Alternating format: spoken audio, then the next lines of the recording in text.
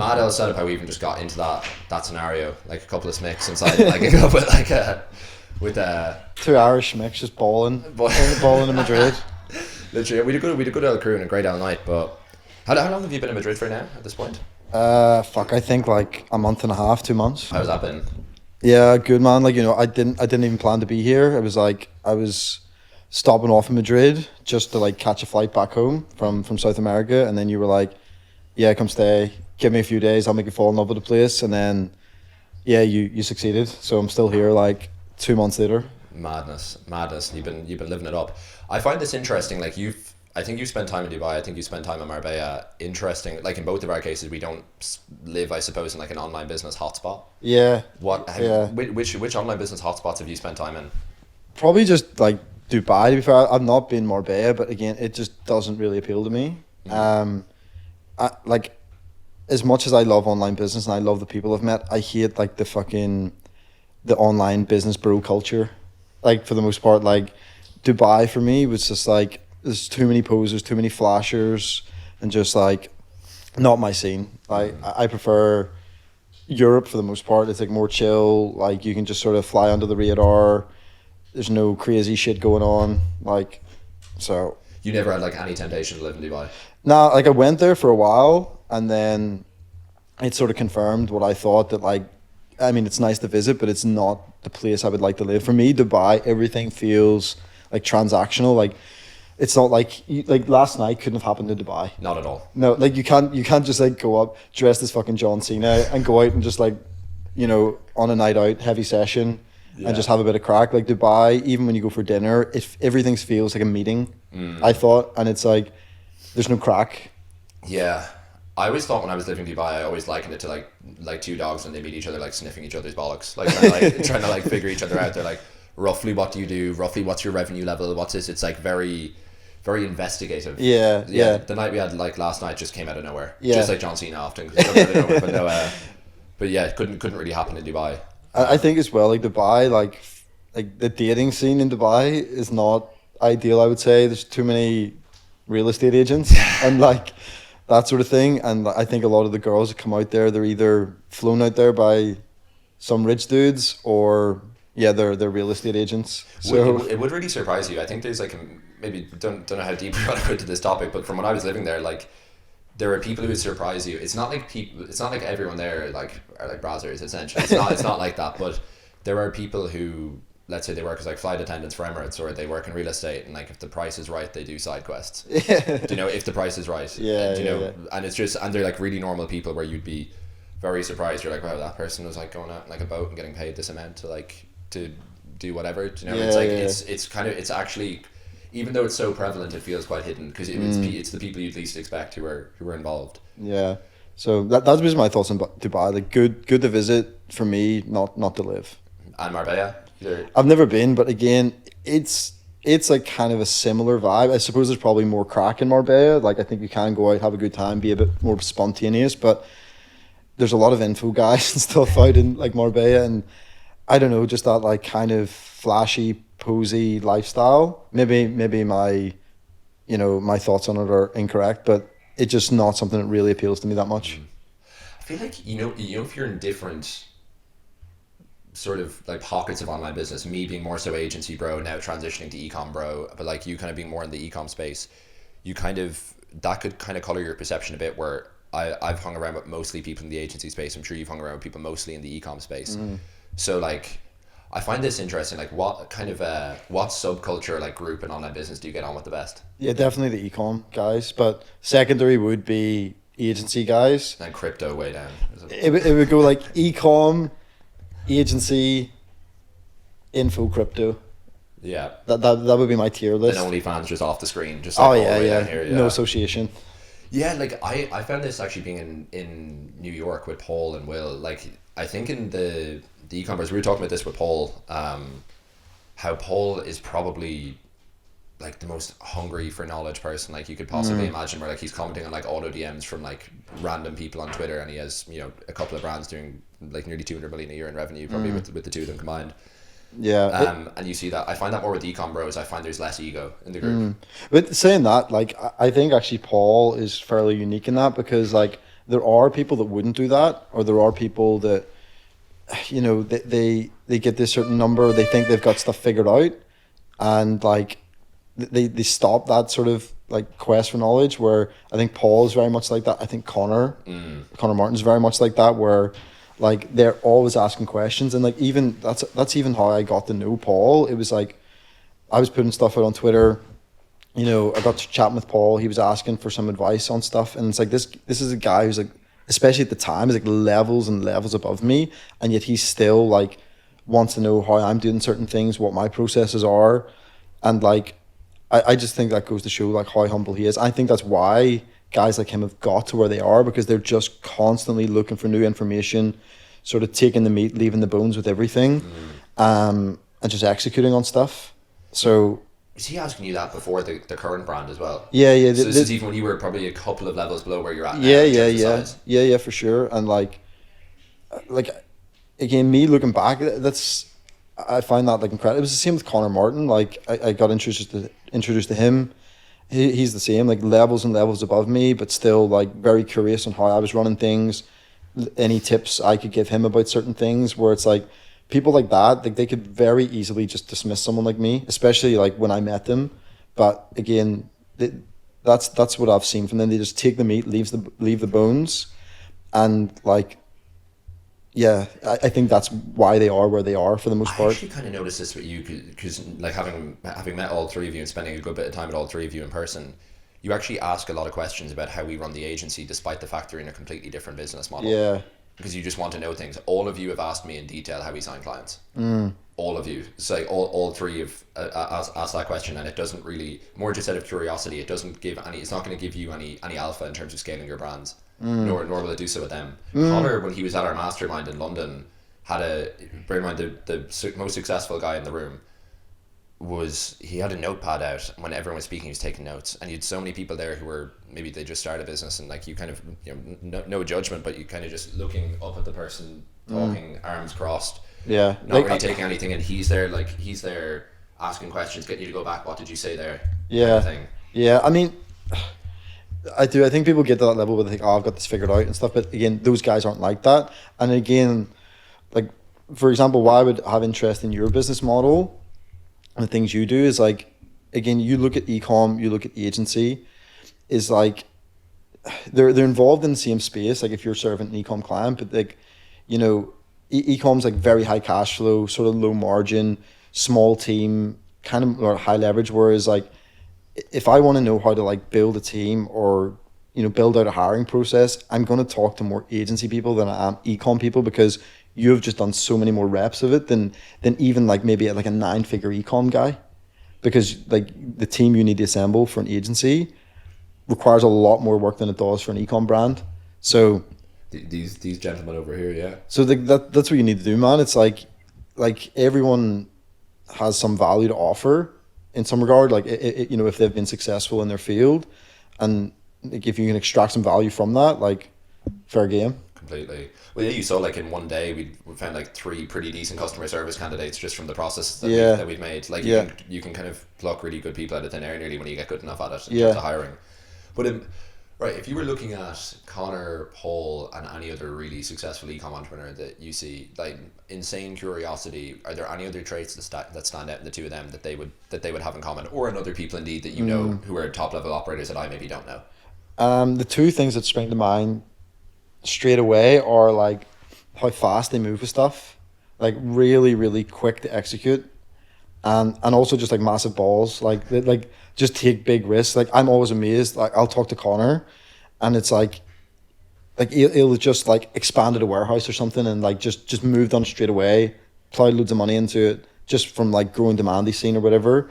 Or like I'll send Connor like an ad or something, like, hey, this ad's working really well for me, and he's like, he'll message me like an hour later, yeah, it's in the account, it's spent 5K already. And it's like, that's mad. You know, they just move really, really fast, and like they actually execute on stuff. That's another thing I've seen, that like a lot of people will consume info and it's kind of mental masturbation. They get a good feeling from like consuming info and like educating themselves, but they don't actually go execute on it. That's something I've seen from these top guys, where it's like they'll maybe have a period of consumption and then a period of execution. and like sort of go in these cycles rather than like a lot of people where they just consume, and they don't actually do anything about it. That's something I've noticed from them guys. But yeah, that's the main thing, just speed and just like willing to take big risks, like make big moves. Like I think these guys that are at this level, like they're in it to win the game. Like they're not playing for small stakes. Like they want to just like be the best. And again, you need to take big swings, and they're happy doing that. Yeah, that's all right. And then I'm actually interested with the three of you guys. The three of you are very forthcoming, I would say, with information. I mean, like you're like three of like I would say eCom founders who have, let's say, lots of like a lot of our clients have funding, and like some of the founders don't have that much equity in the business. What I would say, like very lean, like 50-50 or like 100% ownership kind of partnerships. Of you three, you're like very forthcoming with information. I don't know if that's like a trait you see, but like you're very like willing to help people. I notice. I don't know if that's maybe unique to you guys, because I know a lot of people like to kind of gatekeep as much as they can, and obviously to an extent you have to do that. But maybe it's just with me, but I do find you're very very forthcoming with information. It's with certain people. Like if you're not like a fucking little dickhead, and like I think you're a good person, yeah, like I'll share info like a lot. I'll be very open. Again, with Paul, it's a great example. Is like this was a guy levels and levels above me, so it's like I just gave him as much like value as I could, even though it probably wasn't that much like in hindsight. But like I would just openly share like my ad accounts, what ads were working, our creative system, how we do this, how we do that. Same with like Connor, and I honestly find that like if you do that, if you're just like if you just give value, it usually comes back.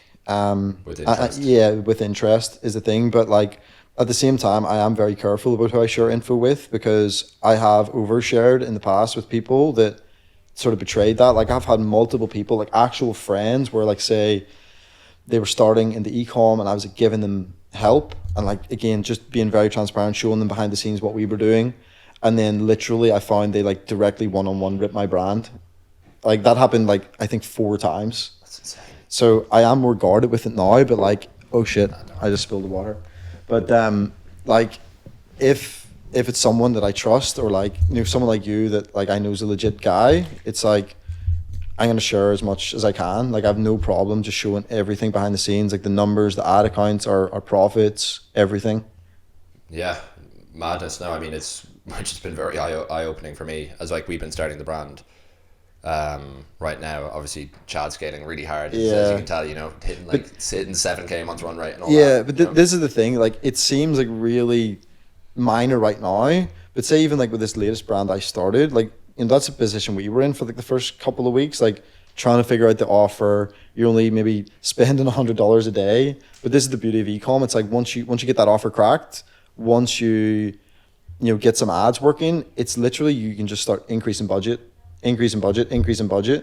and you can get the scale pretty quickly. Like obviously you just need to start building the teams and the support systems around that.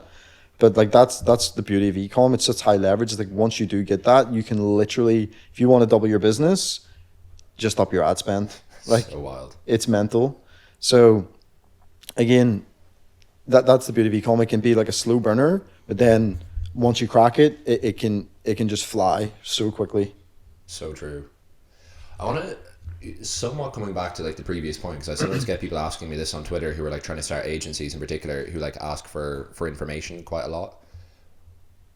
If I were decoding how to actually, not to do so in such a transactional way, but to just be a decent person who people want to share stuff with. I think that's like such a skill. Like to actually just be like, obviously if someone's helping you out with lots of stuff, obviously don't like rip their shit. Yeah, I mean that's like, a good start. That's a good start. Don't even get that. Kind of.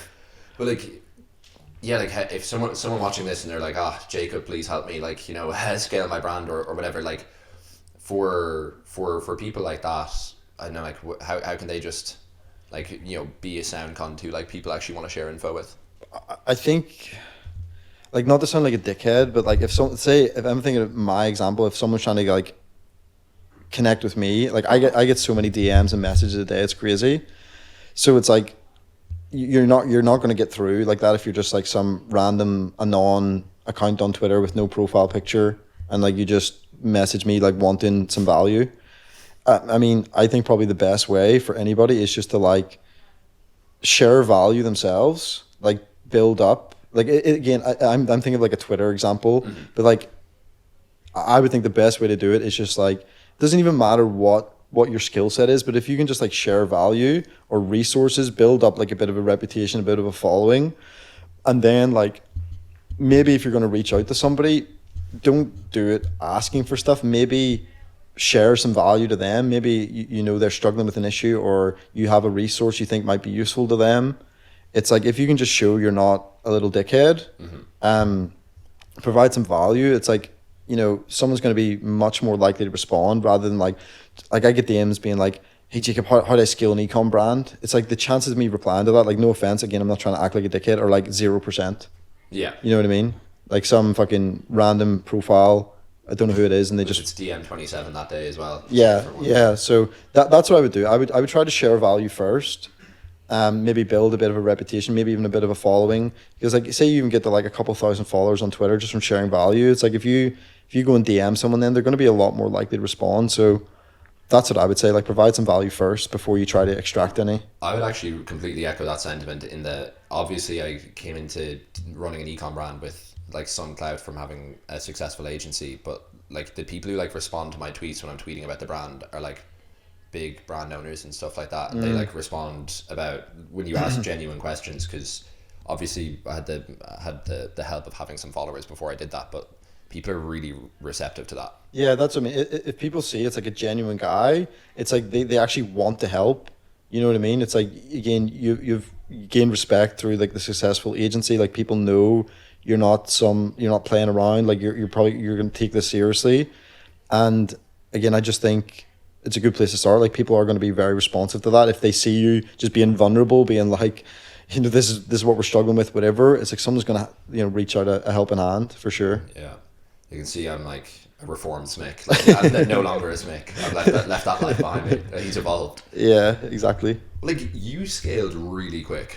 I mean, it's so funny for me that the first time I was chatting to you in person, for some reason I had a perception that you've been in ecom ages, just with the way you talk, and I think the depth and clarity with which you explain concepts to me. The first time we met in person for dinner in Madrid, I was like, oh, this is really distilled. It's like many people when they've thought something through for a long time.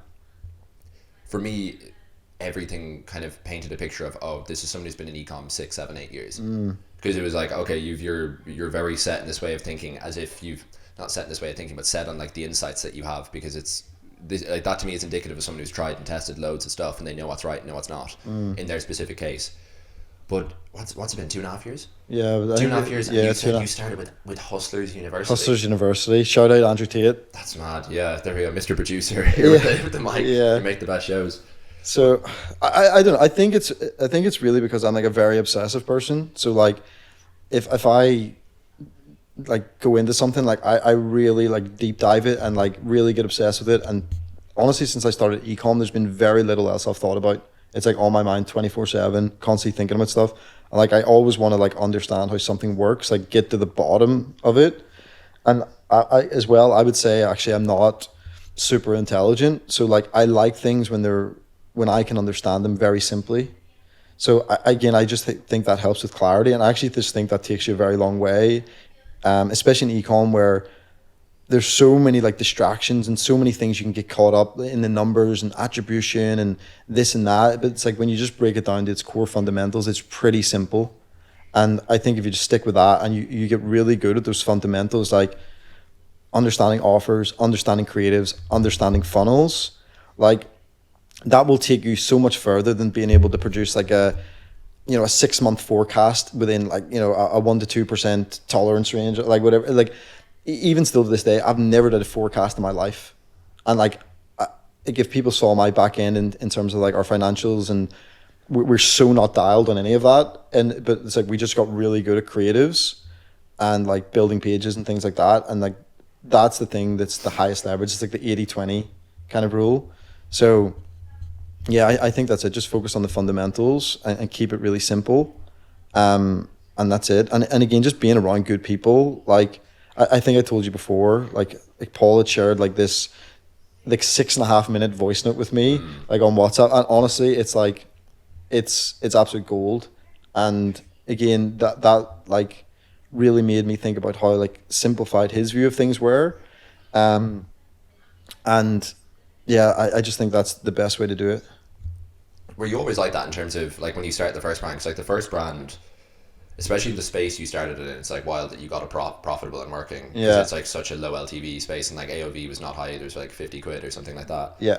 But I think like the first brand fairly took off from the beginning, right? Well, Ish. I mean, it was profitable fairly quickly, but it wasn't at scale for a long time because again, I was like brand new to ecom, Hustlers University, didn't really know anything. So I think I got it up to like say 25K a month revenue like fairly quickly. But then it was sort of like hovering around that for like a few months. I didn't really know how to scale to the next level. And then again, I met my friend Alex, and he sort of gave me the whole like worldwide playbook on how to really scale something big if you're especially if you're fulfilling from China, and like the systems and stuff you need. So yeah, it was like a slow burner, but it was successful pretty quickly, as in terms of like profit. But again, like I poured ungodly amount of hours into that. Like I was literally doing stupid shit, to be fair. Like I was up at like 4 a.m. changing the fonts on the website and like, just stupid stuff like that. Like I think my product page probably had about 150 iterations in the first 2 months. Just really, really obsessive about it. And yeah, I mean that brand again, it's not a brand I would start again because of not like what I know now, but it was a good playground to like learn stuff. Um, so yeah, And this is like 2023. 2023. Yeah, I started that like I think March 2023, and then it really didn't hit scale until like Q4, like that November in 2023. I think we did like in USD like around 450K, 500K on that. We're in that space with like 50 quid AOV. Yeah, I mean it's pretty good. It's pretty good. Yeah, pretty good. Did a bit too well. Like in many Yeah, respects, what came later, but yeah, exactly. madness. So going on from that brand, so like if you like go through like your learnings through like the iterations, of that brand, like through like the 6 or 7 months through 2023 when you started up to Q4, like did you ever kind of get lost in the sauce and like overcomplicating things, and then did you kind of come back to the simplicity, or if you always you're like, no, listen, like offers, funnels, and really good ads, and this is what works, and I'm just going really like deep on this, or did you kind of stray off that path? No, I never really strayed. Like I'm one of the few actually that's I haven't actually like been one of these people that's like tested like hundreds of products. I don't think I've ever had a product I've ran that hasn't scaled, to be honest. Chad. Yeah, but Chad like trait. again, because I just like focused on the one thing a lot of the time. And then like maybe when an opportunity came across my desk, I was like, okay, I'm gonna run this up because I see it's a really good opportunity. But even still, like I would say those products I was running, even the ones that did really well and scaled super fast and were profitable, it's like knowing what I know now, it's like those products I just wouldn't get into, like those sort of low AOV, low LTV products. Or we've even did like high AOV, low LTV. Again, it had its own problems. It's probably something I wouldn't get into again, like in hindsight. But no, I never really strayed away and like got lost. Like I have kept it pretty simple the entire sort of way. And then like so I rate that a lot because like I think this way, like my natural mode of thinking is like somewhat like just like chimp caveman, like I'll just keep it fucking simple, like Yeah. like there's like keep it simple stupid kind of thing. But like for you then, you obviously learned a lot in that brand because like the next brand you started that we spoke about, which is kind of just one format of ad, pretty simply, was it like the second month you did like 615K Yeah, or it was something? like it was like And that was like a $40 AOV, right? it was like yeah, $35-$40 AOV, but it was like first month 400K, second month 650K, third month got sued. Like so like it sort of like went downhill after Swings and that. roundabouts. Yeah, swings and roundabouts. But again, it was just like I wasn't planning on starting a new brand. It was just like I came across a product. It was like super viral, organic video. Checked it out on like Facebook ad library. There was one other person running it and they were doing a terrible job. So I was just like, okay, I got to run this. Like it was that, to be fair, was never meant to be like a long-term brand. I was just like, okay, I know I can like run this up and like scale it super fast. Um, but yeah, like in hindsight, I mean, it made a decent bit of money. It caused a bit of headache with the lawsuit and stuff. But yeah, I mean, I learned stuff there as well. So this is going into 2024. Was that this year? That was. I think I started that like February 2024. That one. Oh right, okay, so it was last year, right? So when did you? Oh no, no, it was 2020. Yeah, it was 2025. Yeah, because I got sued this year. Right. Well, Like, there you go. yeah. We just keep that, like, we keep the chronology in our minds from Yeah. like lawsuits. Like, Yeah, exactly. yeah. I mean, so was it right after that you sort of had the high LTV epiphany? Or was that beforehand? Again, sorry if Paul's watching this. We keep bringing him up, but it was again after chatting with Paul. Like I was talking to him. Like, okay, why did you pivot? Why did you start this new brand? Like, what made you get into this When he was category? already printing with the old one. Yeah, I was like, what made you get into this category? And like he was saying like, you know, okay, we've done well, but I've got friends doing like so much better than me, and like, you know, they're good marketers, they're good at what they do, but I don't think they're better than me. It's just their business model. Like I really think it's not a skill gap. It's just like it's like a business model issue. It's a vehicle. Basically. And then again, I'd saw the same thing as well. Like I'd you know, helped some people launch their brands, give advice and stuff, and like I'd seen 17-year-olds that knew nothing about ecom run up to like 100K a day like in no time. And again, they knew absolutely nothing.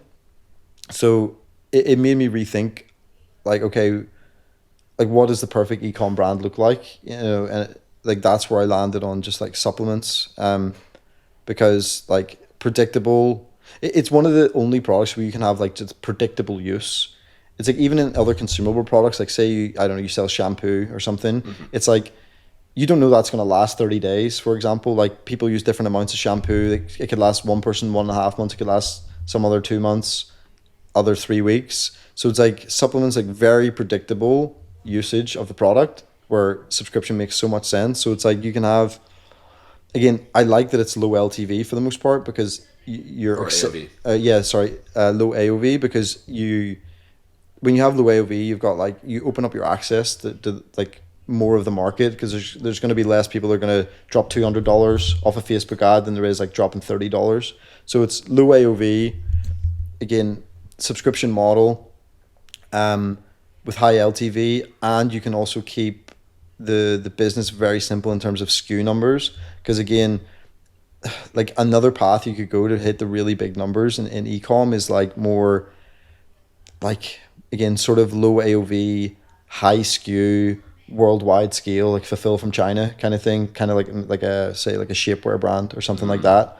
But then again, managing that inventory, you know, managing all those different ads, the product shoots, again, it adds complexity. Whereas like you can have, like, I think AG1, I think they only released their second SKU this year.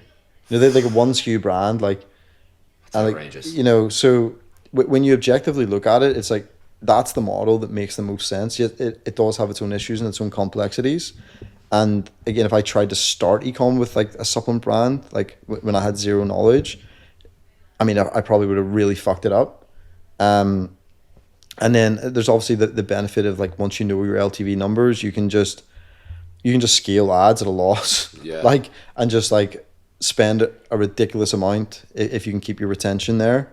And like, again, just force people out of auctions and stuff. So it's just what made the most sense. Like that business model, you know, it's going to take you further than your actual skill set, in my opinion. Completely. I'm interested when you say that you, from a couple of years ago, probably would have fucked it up with the supplement business. Like, yeah. What do you think makes it a little bit more tricky? I mean, like, just the fact that, like, again, you need the LTV for it to work, basically. And if you don't understand, like, how to actually do that, and then obviously how to, like, scale your Facebook ad according to that. Like, you know, back in the day when I started, like, ecom, I didn't know anything about fucking MER or attribution or LTV or anything. Like, I just didn't understand the playbook.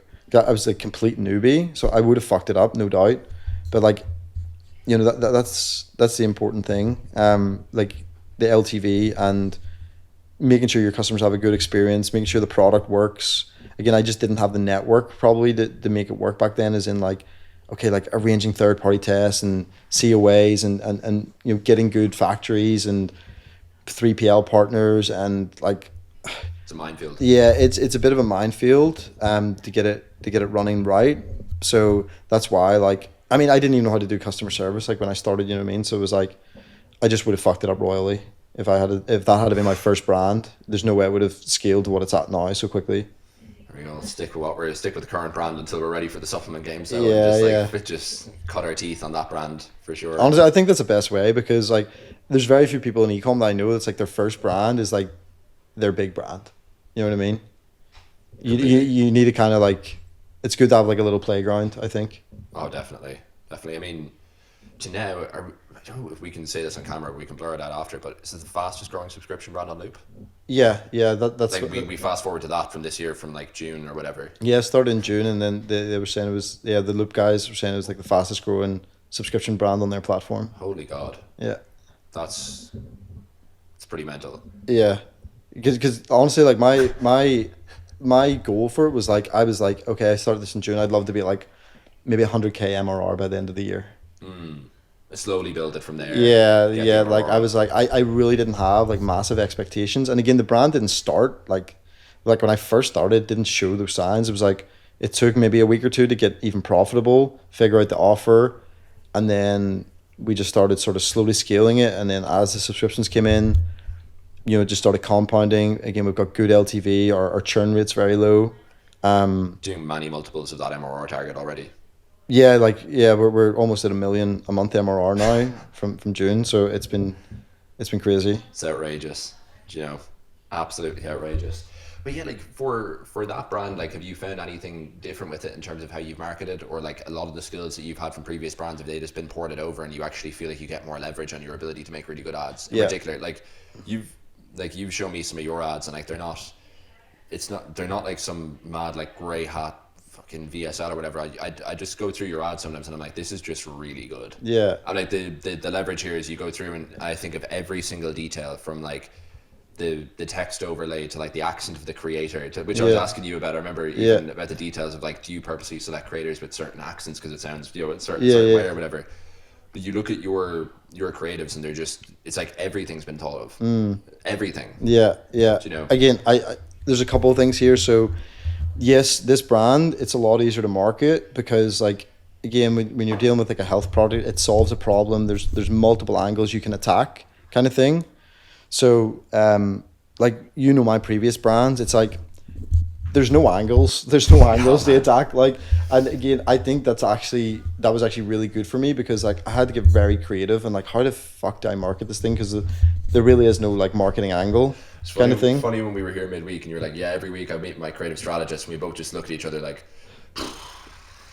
yeah, let's just run it again. Like the beginning of the meeting is just like, I'm stumped, and he's like, I'm also stumped. Like, and then on you go. Yeah, so like it forced us to get really good. And like, again, when you're limited on angles, it forces you to focus on the other details that matter, like the direction of the video, the creator, the little details. Like we used to like do this thing where we would just like place controversy in the ad. Like this was a tactic we started doing. So like, to give an example, like, I don't know, say you had a creator sitting talking, it'd be like there's a bookshelf behind her with a dildo sitting on it. And it's like, you know, stuff like that, where then people see it, people start commenting, sharing it, all that, and then the ad gets like super, super high reach for like very little cost. So again, I think that's why we got good at creative, because we were very limited on actual angles we could run. So we got just very good at like video in general. But yeah, like, so I think this is where so many people go wrong in ecom, is like, there's a lot of the big voices out there that just say like creative volume. Like, you need volume to scale. I mean, there is truth to that, but like, not at the compromise of quality. Like you will scale far harder with like 5 absolute banger ads than like 500 complete fucking dog shit ads. Because this is what people forget about volume. Volume is just a vehicle to basically find quality. Like they're banking on, okay, if we make 200 creatives, at least one of them's got to work. Whereas if actually you just like take the opposite approach and be like, okay, let's actually, you know, put some effort into this, actually really, you know, look at all the details, and put out something that's really good quality. And that doesn't mean like high production. It just means like it's proper thought through, the angles are thought through, the scripts are good, the creators are good, it seems natural, like all of that stuff. I have had far more success with that than just like spamming creatives. Because anytime I've done that, when we were like, okay, let's ramp up the volume, we just waste so much money on creative production, on editors, on everything, and we just get a bunch of mid ads and nothing really scales. I was kind of explaining this to the lads earlier about how if one creative is like 10% better than another creative in Meta's eyes, that could mean it getting half of the spend in the campaign.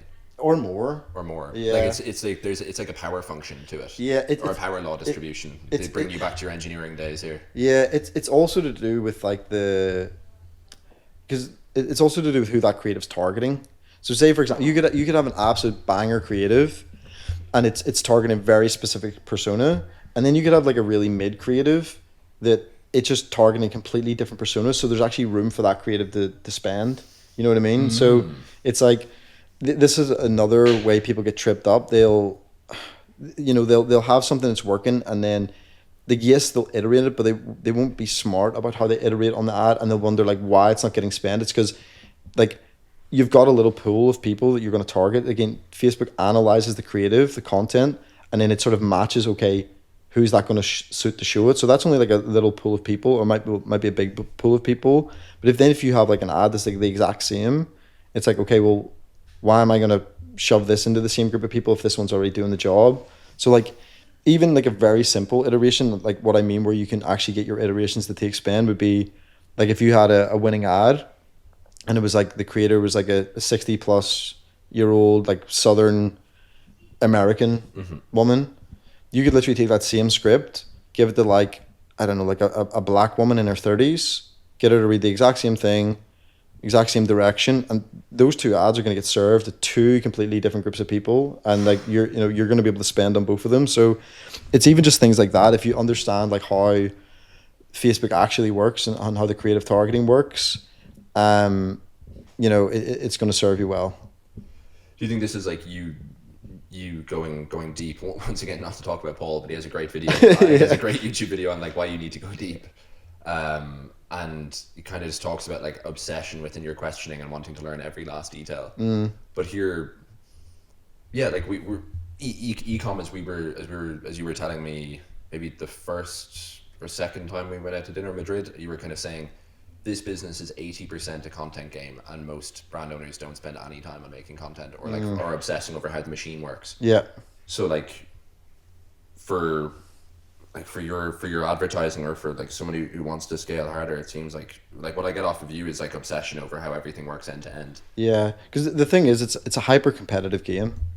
Like, there's a lot of people in eCom, there's a lot of people who've been doing it a long time, and it's like it's kind of like you need to think of yourself as like a high level athlete, where like the 1% to 2%, like those things that maybe a lot of people don't think matter, like they're what's going to make the difference if you really want to scale. Like that's been my experience. It's like, yes, you can get to like decent numbers with doing everything like mid, but again, if you want to be like the top in your space, you need to be the best. And what would you say are some of those details that people overlook? One of the big ones in terms of creative anyway is like the direction they give to the creator. Like they don't think about it all. They just like hand the script and like say, okay, like go read that. But like we would spend just as much time like, okay, like how are we going to direct this creator? Like, okay, where is she going to be? Is she going to be indoors, outdoors? Is she going to be walking around the house? Is she going to be cutting some vegetables? Is she in the park walking around? Like, is there a dildo in the background? Is there a dildo on the bookshelf? Like, legitimately, like stuff like this. Like we think about it all, and like even like the text overlays. How are we going to create an open loop with this video? How are we going to keep them engaged after that? What's going to be the call to action? Like, and how are we going to frame that? I just don't think people think of these details often. They just think, okay, here's the script. The script's usually mid. Like they don't actually think about it. The direction there is non-existent. The creator they hire talks like a robot. And then they're like, why is this not scaling? And again, I just think people don't think about it enough. Like we talked about this the other day. You go look through like all these like 9-figure, high 8-figure brands ad libraries, and they're objectively shit. Like they're objectively shit because they're just like outsourcing to agencies that all have funding, and they just kind of brute force stuff. But like, if you actually look at it, like 90% of it, like as deep, the deepest they'll go on that ad is like problem solution. And it's usually like they'll literally in the first 5 seconds of the video being like, "Oh, do you struggle with fat loss? Here's our product. It's really good. Buy it now."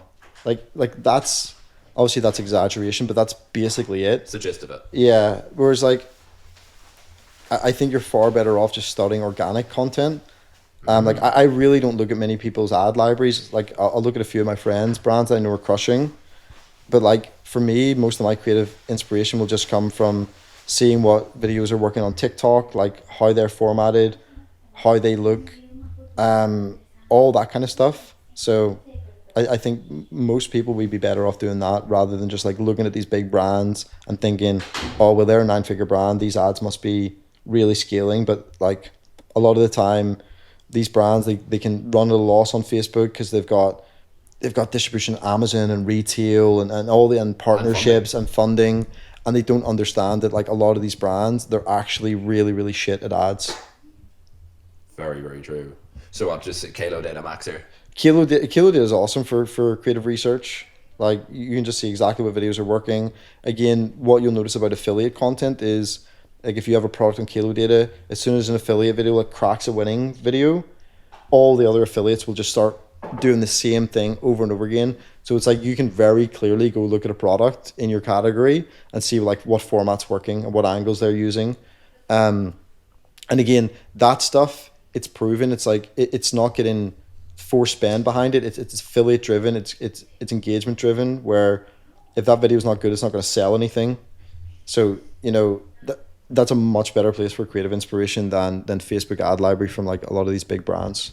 It's so mad, bro, talking to you in that respect, because a lot of the people that make content basically in the e-commerce space are often like California-based agencies that like make short-form content, but like you're obviously not going to make short-form content about what's working for you, like because like you're like almost by definition the people who make that content don't know what's working right now. Like we kind of know basically all of their clients struggle on the front end. Yeah. And like once again, this is just being objective, like in like the interest of truth. Yeah. But it makes a lot of sense when you explain it. I think that level of like disagreeability that you have, you can just look through, you've a very developed bullshit sensor, I would say. Yeah. Like even I was having an argument on Twitter with some, I'm not going to name the agency, but like great story. So always start when I was having an argument on Twitter. Yeah, I mean, and it was like a creative agency that they do ads for like 9-figure brands, and I was basically giving some advice about like creative being like I'm a big believer you shouldn't plug your product anywhere near the start of the video. Again, like people see that, they just skip unless it's someone who has like a very specific need and you call that out. Like I don't think it's the best strategy. But he was basically then arguing, oh no, you need to like show the product in like the first 5 seconds, otherwise the creative's never going to work. And like I just know that objectively to be complete bullshit and not true. But this is the guy making these ads for these 9-figure brands, but then because he's got these 9-figure brands on his roster, people think like, well his ads must be good. But I could tell you right now, it's like I could make better ads, 100%. Yeah, key to have that. I think that bit of disagreeability, like we were even talking about, like and like I'm guilty of this as an agency as well to a certain degree. Definitely not to the extent that like so many are, but like many tools, softwares, many things in general are like popular due to like their affiliate structure. Yeah. Essentially, like you have like a lot of the tools that people use, like landing page builders or pop-ups or whatever it might be, they're popular because they have the most lucrative affiliate scheme. Which is something to be aware of. I think you always have to have like skin in the game, kind of like in mind. Great book, Nassim Taleb would recommend. But like it's good to have that concept in mind all the time in the e-com industry, because it is so like topsy-turvy in terms of like almost like a lot of advice you get. If you were to go like 180 degrees the other direction, you would probably wind up better off. Not like you'd wind up correct, but you'd probably wind up closer to truth. It's a big problem I see on Twitter. Like a lot of the advice going around, it's just like such bullshit. It's important to have good instincts, I think. And I think I'm lucky just to have like the people around me that I do, that like I know what these guys are doing is working, and like all this other shit you're seeing on Twitter from like the thought leaders is like either outdated, complete bullshit, or it just doesn't work. Possibly. Like what else do you think makes your like Do you think there are any inherent abilities or gifts you have, or any other traits that you've kind of developed that make you very, very good at kind of advertising and marketing and that kind of thing? Like you're so again, not to fucking glaze here, but your ads are like when you started to tell me like how you see things, and then you showed me, look at this brand's ad library, then look at mine, and then I'm seeing, you know, insert X brand here is doing 200 million a year, you know, that everyone fawns over, or even 100 million a year everyone fawns over, and then it's like, oh, if you've X problem, why product is a game changer. I'm like, fuck yeah, Jacob's right, that happens all the time. And then I see, let's say, your ads, or like some of like the other brands you told me to take a look at, or even like some kind of like, you know, DFO or Golden Hippo brands, whatever it might be.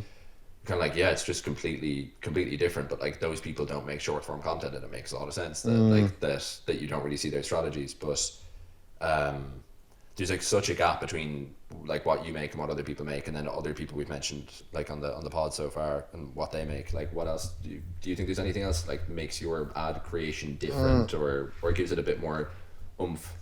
I think just attention to detail and understand the importance of creative. Like, again, I think most people just want to get it out the door as quick as possible, whereas like I'd far rather just take my time and really understand like what I'm doing and why I'm doing it, and that's really it. Just attention to detail and a bit of patience, and again just being like obsessive about it. Like, I can't tell you how many hours of like TikTok I've scrolled that I don't want to do. The trenches. Yeah, just like in the TikTok trenches, like just trying to understand like, okay, why are these videos going viral? Like, okay, what format were they? What structure did they follow? Did they have a text overlay? What kind of captions were they using? Like all of this kind of stuff. So, yeah, like I think people just they don't go deep enough. They don't understand it. Well, they probably know the importance of creatives, but they don't take it seriously enough. And yeah, they just don't have the attention to detail. It's like, again, I see this thing all the time. Like eCom guys will say, it's like, oh, you can get away with a shit website if your creatives are good. And then that mindset, I'm just like, well, why the fuck would you want a shit website? Like, why are you okay with your website being shit? Like, why wouldn't you just like, again, give it the attention it deserves, make it as good as you can?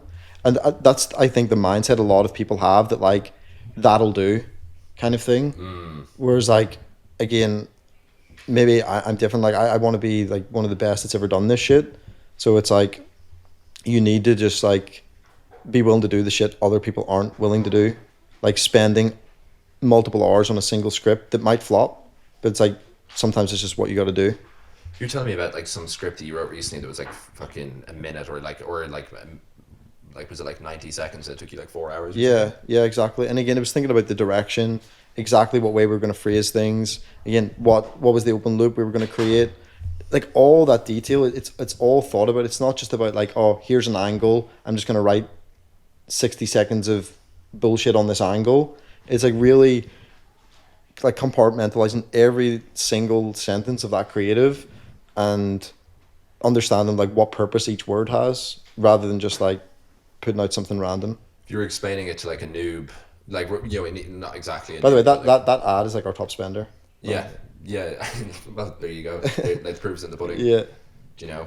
But if you're explaining it to me as like a somewhat noob smick, kind of who's like getting into ecom, and now we've started the brand, and now we'll actually, let me just flex on you here for a second to see what we've done today. I hope some more sales have come in, and this looks this looks decent. Let's it's not bad, man. It's not bad. Yeah, look, we're at $149 on the day. Oh, it's on EST though, right? So we've got I won't ratio you. I won't get my Shopify out. See that? It's yeah. Let's see yesterday. Oh Jesus, man, we're getting hammered. Let me go back to. Let me find a good day. Let's go last 7 days. It's more okay. I mean, that's pretty decent. That's all right. Yeah, I mean, it's a good start. I mean, yeah, we're pacing to do 7K a month. You know, which, you know, profit. But this is the thing. How much is profit, bro? You just crack something, and then you'll be at 100K a month in no time. Yeah. Well, for someone like me who's a relative noob, obviously I've been in the space for a good while, but how would you describe that script writing process? You had a fucking sick tweet about this recently. I don't want to put you on the spot because it was a detailed tweet. Perhaps you'd have to nearly read it out. Oh, yeah. You had a big paragraph on this. But like, that level of depth, yeah, I think some people just chuck shit out the door. They just rush to get it out the door. It's all mid, none of it hits. But For your process, does it change each time, or do you have kind of a kind of taxonomy in mind of how you do things? I mean, we've got a main framework. I mean, we don't stick to it 100% of the time. Sometimes you just get like a curveball idea. Get a whim. Yeah, and you just go with it. But like, the thing I would advise most people is like, first of all, like read breakthrough advertising. I would study just like direct response copywriting for the most part, and then honestly just binge TikTok for like I don't know, just hours and hours and hours. But like just rot your brain in a not even rotting your brain, but like I said, you want to look at these videos that are going viral and genuinely stop and analyze them and try to understand why they work, even if you're not correct at the start. Like if you just take something away and be like, okay, I think this went viral because like, okay, the hook was like super relatable. It gave the promise of a payoff right from the start. Text overlay as well, like, you know, amplifying that and like all these kinds of things. I think that's the best place to start. And again, I would think everybody needs to track like the things to do with their creative. I know so many people that don't track anything to do with their creatives. We track everything. We track, okay, like who's the avatar, what's the awareness level, what desire are we targeting, what creator was used, what video editor was used, what format was used, what media type was used. So like, and then we've got like just a big database with all this where we can pull up all these charts. We can see exactly what's working, what's not. We can see patterns really easily. And again, it would shock you the amount of people that do not do anything like that. They'll just literally write scripts, put it in the ad account, and that's it. And again, this is why I think as well, like there's so many people that like, I've argued about this a lot of time, like having a testing campaign. I think most people don't see the need for a testing campaign because they don't have the depth in their creative for it to be meaningful, because they're not analyzing things anyway. Whereas like I like to isolate variables, you know, actually conduct like proper tests, try to understand stuff, take away learnings. Whereas most people are like, just put it in the account, see if it gets spent. Okay, happy days. And then just keep churning out creatives. And that's it. That's as deep as they go. I get overlap, like some creatives like dominant winners are like taking up all the spend, so like no new ones can break through, and actually you actually can't see if they work. Yeah, but it's very hard to spot patterns like from your ad account. Okay, you can see like your metrics, like your click-through rate and all, but like, okay, maybe there's like a certain core desire that you're targeting that you just don't even have a clue about. But it's like if you track all that, you have it charted out, it's like you can very clearly visually see, okay, like all of our winners like have this. Okay, let's do more of this, and like actually understanding why your creatives work rather than just, oh, this one got spent, let's just make another script that's kind of like this one. That's as deep as most people go. And this is why I say like eCom, if you actually take the time and have the attention to detail, it's not that hard to get ahead of people. Most people just don't do the work. So wild. But like I see this in agency. Do you think you do see it like around the like people are? It's like we're naturally lazy, many respects as human beings. But it does make complete sense. I think of this now, certain archetypes of brand owners as you kind of speak, where I'm like, yeah, like probably to a good degree, even the quite successful ones who maybe, once again, like this is me talking, right? Like not like saying I'm some like eCom G. I'd like, you know, like what do I know? Yeah, I mean, well, you're on pace for 7K this month, so listen, mate, listen, we're bowling. Just show and tell day. Like when you come to school, it's like, oh, what's your dad do? It's like, I'm not sure, but he's bowling. Yeah, like, yeah. Just that's all. Just Mog's the teacher. But no, but probably some brand owners I would see who have objectively successful brands, but I wouldn't say they know why their business works to the same degree that yourself or the famous Paul or Connor would know. We need to name this podcast like Connor interviews Paul. Exactly. Exactly. Yeah. Just through an interpreter. It's just like a quasi, just like a quasi podcast. But yeah, like, then when you explain that, it makes a lot of sense. And I'm just thinking like, fuck, I should have started a brand like 3 years ago, man. It's like, But it's saying that you're in a good position now. Like I think the base that you're kicking off from the starter brand is going to be a lot stronger now than what it would have been 3 years ago. So it's like you could have spent, if you had started a brand 3 years ago, you could have spent those 3 years in the merc. You know what I mean? In the dirt. Like just Still a smick. Like yeah, still going around in my tracksuit. yeah, still drinking blue WKD at the weekends. Just like punting like 10 quid on an ACA at the weekend, Yeah. hoping it comes off. So, but like you've got like a really good base skill set to start a brand now, and I think that it actually probably shortcut your success in ecom rather than like I say, fucking around for 3 years probably I doing actually stupid do shit. think low-key in a year I'll be like properly helping yourself and like other people. Like as in I think with like team building and stuff like that, they're because it is like hiring is almost your business as an agency. So like I'm sort of like jealous of some ecom people I see where it's almost like they've got to like leapfrog some of the skills that I had to like learn that were really difficult to learn. Like, you know, like hiring people, managing them, and getting them to continuously perform and outdo themselves, and like, you know, and just get better every day. Like it's kind of something you often don't have to develop as an ecom brand owner. But like I think actually the 0 to 1 piece, once we have that figured out, the 1 to N piece would be way more doable. That's what I think. Like, I think you're in a very good position to go from like the 1 to 10 because again, when you see behind the curtains of a lot of ecom brands, they haven't a clue. I'm one of these people. Like I am terrible at team building, managing people. Like I could not run a team the size that you're running. There's absolutely no chance I could do that. Like, so yeah, you figure out that 0 to 1. I think 1 to 10 will come very naturally for you. I really do. What advice would you? We might finish up on this in many respects because I know you have to get to the Bernabeu of all places. Yeah, exactly. You know, but what advice would you give to me? I suppose from my position that I'm in right now. And this I think would be applicable to a lot of people watching who are, let's say, just like middling, kind of like, let's say they've like one day is profitable, one day is not, and then they're kind of just getting something moving, and then they don't really have momentum, and they don't have like a creative pipeline that's going, and they're just kind of neither here nor there. I would say think very, very carefully about the product you choose and the sort of business model you can create around that. Because you could end up just pushing a boulder up a hill for a lot of years if you don't have a good product.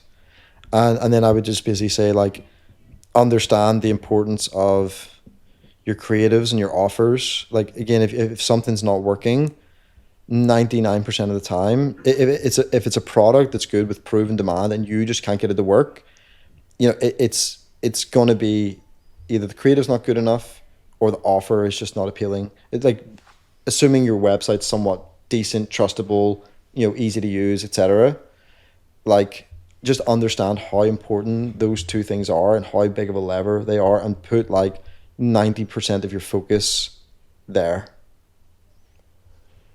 Yeah, some banger advice. Yeah, man, you changed the offer on our website, and like things change in terms of profitability. Like, Yeah. literally like that. Yeah, but again, it's easy from someone like me to see that, where it's like, okay, this offer's not going to work. The AOV is going to be too low. Like, you need to change this. You know, and again, that just comes from experience of testing like dozens and dozens and dozens of offers. So again, that's experience you'll pick up. And again, like I say, if something's not working, like that's going to be like one of the first things I change with the brand. I'll change the offer, you know, try and get a new batch of creatives in. You know, these are the things that get you that 0 to 1 for sure. 1,000,000%. What are your plans with the current brand? Because you're on like a pretty insane trajectory at the moment, and you know we could blur this out as well if you don't say, but we're probably going to do like 1.5 million this month.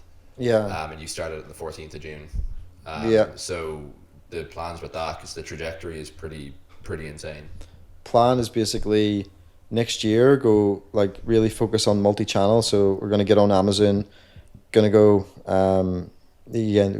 other advertising platforms.